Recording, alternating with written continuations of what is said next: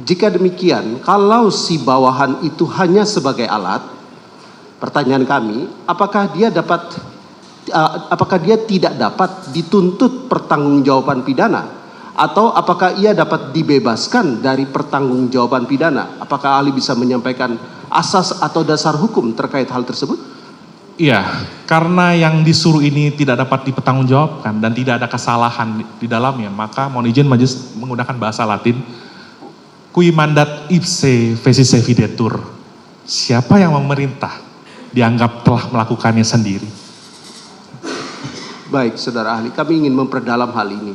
Mohon saudara ahli menjelaskan tentang kategori orang yang terlibat dalam sebuah tindak pidana, namun hanya berperan sebagai alat yang dipergunakan saja.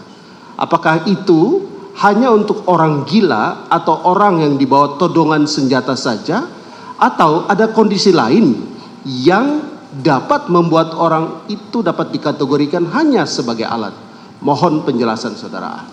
Iya, dengan singkat saja karena tadi saya sudah jelaskan di awal, pasal 44 itu adalah antur kening vatsbarhet karena keadaan jiwanya dalam pertumbuhannya itu terganggu atau terganggu karena penyakit. Dia berikik ontwikkeling atau ziklik storing, merupakan alasan pemaaf. Ada juga orang yang tadi berada dalam keadaan daya paksa relatif ketika dia ditodong senjata, dia diperintahkan untuk melakukan suatu tindak pidana, misalnya untuk membunuh orang lain.